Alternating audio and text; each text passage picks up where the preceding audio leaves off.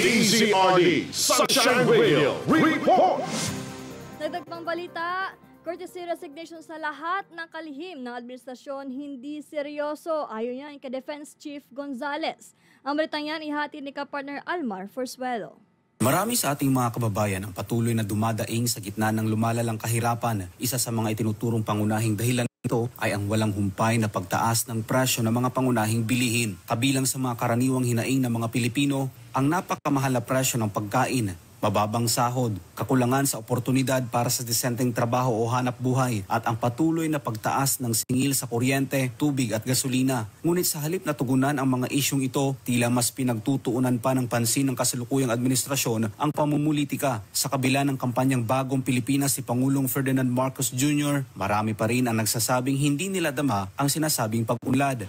Ngunit para sa marami, isa na naman itong palabas ni Marcos Jr. Para kay dating National Defense Secretary Norberto Gonzales, hindi naman seryoso ang kasalukuyang administrasyon sa sinasabi nitong pagbabago. Pero ang tingin ko kasi sa nangyari mukhang madalian. At pangalawa nga, totoo nga, mukhang hindi buo ang loob ng ating Pangulo na magkaroon talaga ng pagbabago. Wala umano sa intensyon ng administrasyon ang tunay na pagbabago. Mula pa raw sa simula, hindi umano nakitaan ng sinseridad ang Pangulo sa kanyang tungkulin na pangalagaan at protektahan ang mga Pilipino. Depende kasi yan sa intensyon eh. Kaya yung sinasabi mo na hindi nakikita, hindi sa hindi nakikita, ayaw makita.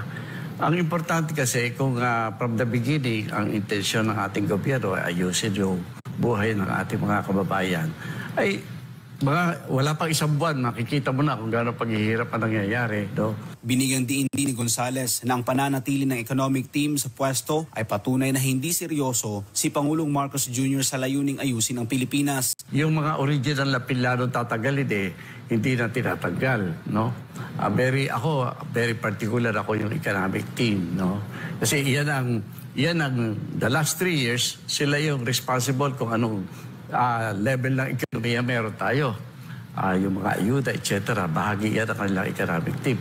Yun, ni isa doon, walang tinanggal Ibig sabihin, tuloy lang ang ligaya. Ayon kay Gonzales, malinaw na hindi para sa kapakanan ng sambayan ng Pilipino ang panawagang courtesy resignation. Anya, layunin lamang nito na tukuyin kung sino sa mga opisyal ng pamahalaan ang nananatiling tapat sa pamilya Marcos, kung sino raw ang nakikitang kahina-hinala at hindi na nagpapakita ng lubos sa suporta sa administrasyon ay agad na tinatanggal. Ang dapat nating harapin, medyo pakiusapan na natin ating Pangulo. Kung ayaw niya naman talagang magtrabaho bilang Pangulo, medyo siguro ibigay niya na sa iba. No? Kasi sa simula pa lang nakikita na natin yan na parang walang intensyon magtrabaho ng todo Di ba? Di kung gusto niya mag-good time, sige na. Good time na lang siya. Para sa Diyos at sa Pilipinas kung mahal, Almar Forzuelo, SMNI News.